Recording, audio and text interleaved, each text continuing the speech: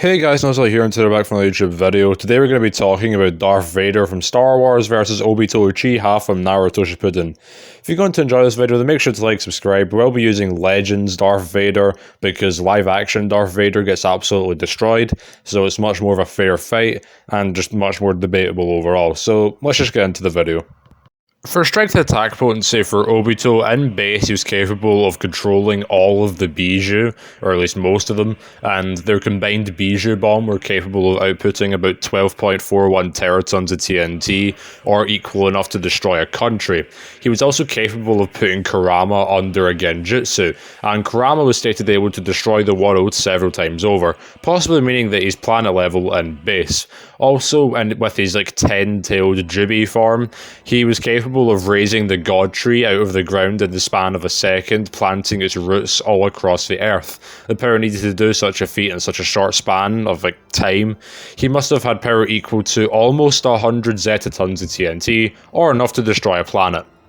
As for Darth Vader, he's stronger than he was as a Jedi, and even as a Jedi, he scales above Yarel Poof, who is capable of containing the energy of the infant of Sha, even while heavily wounded, and this had enough power to destroy the planet, or more specifically 82.42 zetatons of TNT, being enough to destroy a planet, as I said. He's also capable of killing Darth Sidious, albeit he is still weaker. Darth Sidious caused entire stars to shake and flare with his power, and he was also stated to be the strongest Sith in history, which would make him stronger than a character called Naga Shadow, who is capable of outright causing supernovas. So if you use Darth Sidious scaling, then Darth Vader would be way stronger than Obito, and if you don't use that, then while Obito does have a bigger number than Vader, Vader is so much stronger than that number that bare minimum they're on par with each other, but even then I would still argue that Darth Vader is more powerful. When it comes to speed for Obito, he was outright able to dodge an attack from the Raikage, who was stated able to move at light speed, and of course in his 10-tailed form he should be much faster than this. He should also massively upscale from Haku, who is stated able to move at light speed. Haku was basically the first ever enemy that Naruto fought in the series, and Obito was right at the end, so he should really upscale from that, at least. As for speed for Darth Vader, and he should be much faster than the speed of light. This is due to the fact that the blasters in Star Wars are capable of moving at light speed, and even characters like Obi-Wan are capable of reacting to them in a fraction of a second. Darth Vader should also scale to Darth Vitati, I think that's how you pronounce it. Who just through Darth Sidious scaling, and he was able to cross the galaxy in a very short amount of time, equaling his speed out to be over 168,000 times faster than light.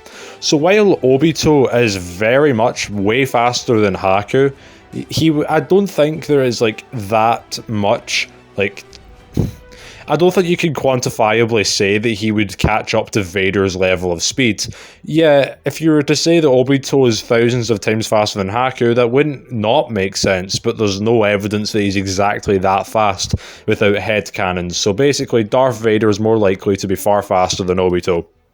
When it comes to durability, and due to the way the chakra works, Obito's durability should scale to his attack potency, relatively speaking. He's also able to take attacks from people who are comparable to him in power, so it's not too much of a stretch to say that his max durability should be around the planetary levels of power.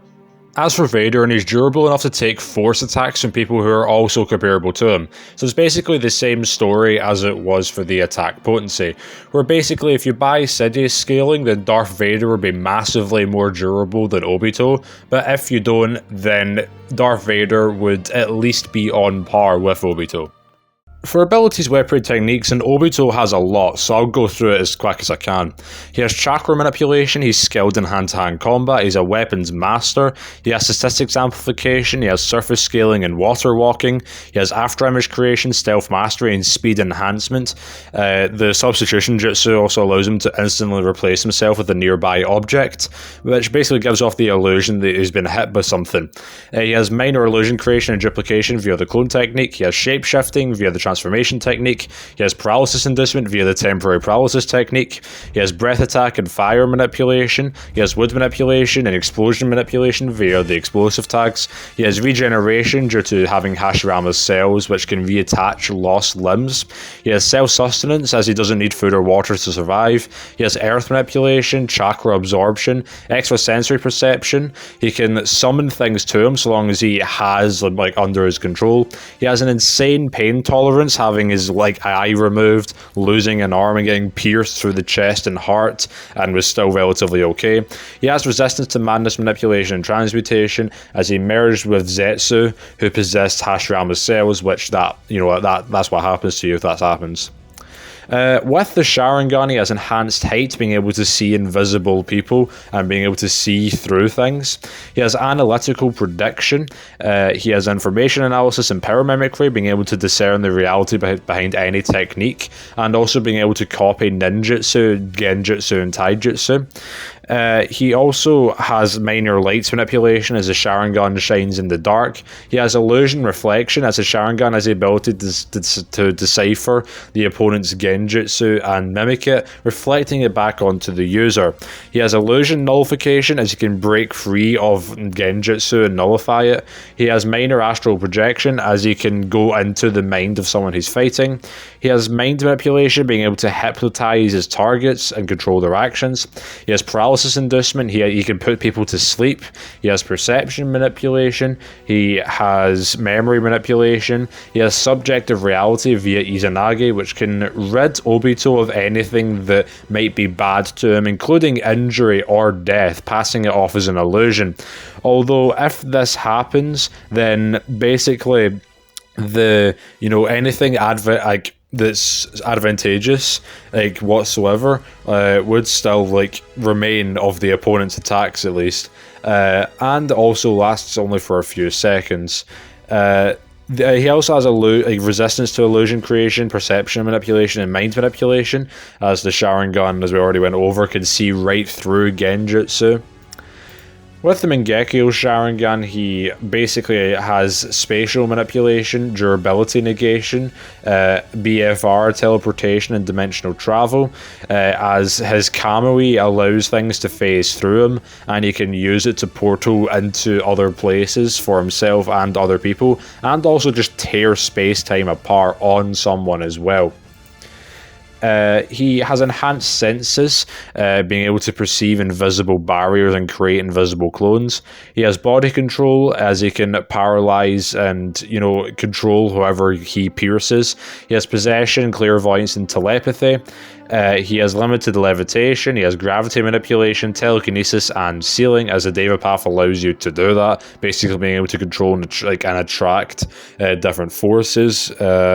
He also has mind reading and non-physical interaction, along with soul manipulation, as the human path allows the user to paralyze their victim, instantly access their mind, and then pull the soul out of their body. They can summon things to him. He has healing, limited death manipulation, as the Naraka path allows him to summon the King of Hell. The King of Hell basically instantly kills those who lie to them once being questioned, and even stores the bodies and souls.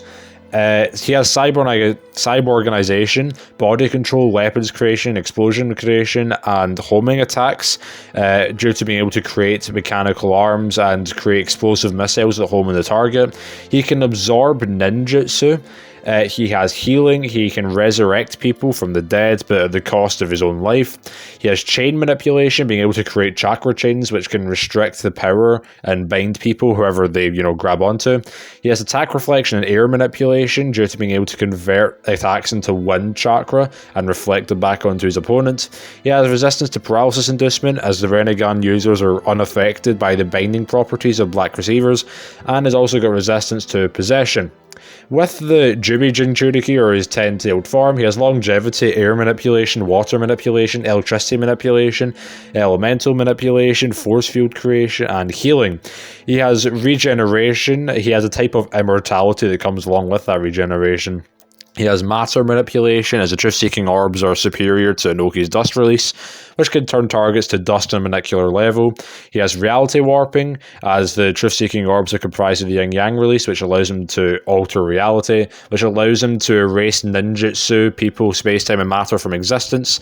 It gives him transmutation, shape-shifting, and size manipulation.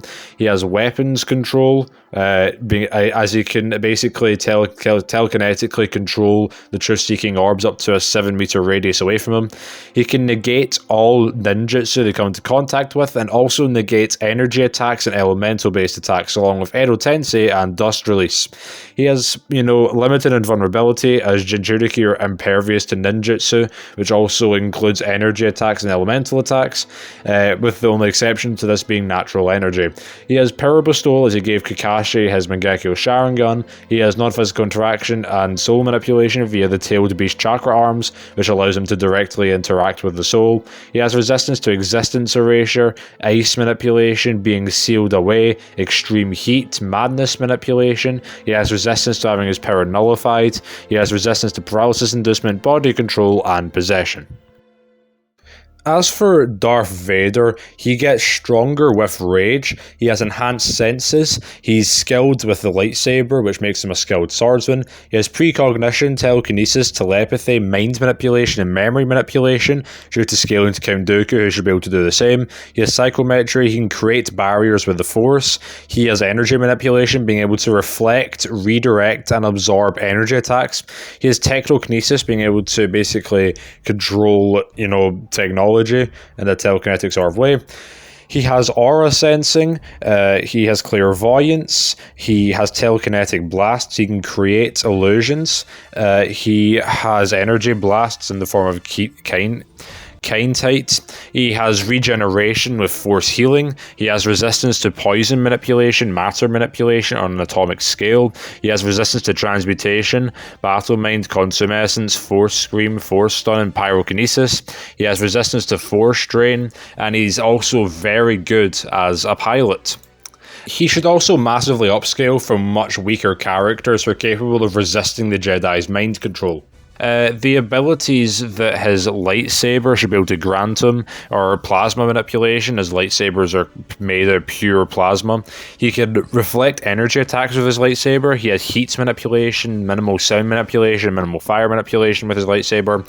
His suit can adjust to sudden changes in temperature, filter out light, tell Vader his surroundings. He can see infrared and ultraviolet light, being able to see in the dark, basically. He can see environmental data as resistance to fire manipulation, explosions, and poison manipulation. So, while Vader does have a lot, I think it's very clear that Obito takes both the abilities and versatility point, and while Obito has more weapons, Vader's lightsaber is technically a more powerful weapon than any of Obito's. So Vader takes the weaponry point, while, Obito takes the abilities and versatility points. When it comes to weaknesses for Obito, his intangibility only lasts for 5 minutes if continuously activated. If his intangibility is active, he can't teleport, and the brief instances where he solidifies and when he teleports, he's vulnerable to being attacked. He doesn't quite have control over the Jubi at first, although he does, after some period of time. He's vulnerable to senjutsu attacks, and he can't use Kamui during the Ten Tails, basically. As for Darth Vader, meanwhile, he's vulnerable to electricity attacks. Even while he can protect his body with the Force and shield himself, strong enough electricity attacks can still kill him, such as Darth Sidious's, as that was kind of this failsafe put in his suit. Although he has been able to survive having taken electricity attacks for a certain amount of time. His suit acts like a life support system, so that he will die if he's removed from it. The control panel on his chest is a weak spot and can be easily damaged. So who has the worst weakness is actually a pretty big debate, because Vader is quite vulnerable to certain types of attacks, and, well, so is Obito. The thing is, though, Obito, while he is intangible, doesn't really have any weaknesses. Meanwhile, Vader always has that, one weak spot, for example. So I'd probably argue that Vader is more vulnerable from that point of view. So overall, who wins the fight? We've gathered from this that Vader is more powerful, more durable, is faster, and has better weaponry. Meanwhile, Obito is more versatile, has better abilities, and is less vulnerable. So, who wins? This is actually a pretty debatable fight. I'll go over Obito's stuff first. Basically, he would be able to catch Vader in a genjutsu, at least theoretically. Not because of Vader's helmet, mainly because he can like see through Vader's helmet and he'd still be able to cast a genjutsu on him. At least providing that would work on Vader, we'll get to that. Obito could steal Vader's soul. He could use Kamui to either send Vader to like ages and ages away, basically kind of ending the fight that way, or he could use it to rip apart space-time and basically rip apart Darth Vader. His electricity attacks could seriously damage Darth Vader, seeing he has a vulnerability to it. And also you could argue that maybe his power nullification or his ability to warp reality could work in some way. That said though, Vader like resists a ton of things that Obito has. For example, he resists his like mind being manipulated. He resists Obito's fire manipulation and transmutation. However, another thing to note is that most of Obito's like abilities come down to like ninjutsu and genjutsu related things. For example, you can like absorb ninjutsu attacks, you can mimic ninjutsu attacks. So what's important about this is not only would he not be able to copy the Force, since it's not ninjutsu, but it's arguable if he would even be able to like resist Vader's mind manipulation and illusion creation, since his mind manipulation and illusion creation basically resistance basically, that's all genjutsu related. Vader's abilities aren't genjutsu related, so you could argue that ironically Vader could manipulate, you know, Obito's mind and cast him in illusions, but realistically the most the most basic outcome of this fight is that Vader speed blitzes Obito and one-shots him before he can activate Kamui or anything else beforehand. You could argue that Obito's regeneration could play a part in keeping him alive and his pain tolerance, but it's not going to do much if he just gets one shot. Vader could even read Obito's mind, so he could learn about Kamui and how it works, and basically how to get around it. You could argue that Vader has like more battle experience than Obito, although both of them have a lot, even fighting as a child. So, I mean, there's not really one that has an advantage over the other in that regard, but still, I would argue that Vader is more likely to win. Of course, Obito can win, don't get me wrong, like he has a lot of win conditions, but he's firstly too slow to get them off, and also a lot of his win conditions don't even really work on Vader since they're ninjutsu and genjutsu related. So overall, I'd say Darth Vader is more likely to win the fight. If you enjoyed this video, then make sure to like, subscribe, and I'll see you in the next video.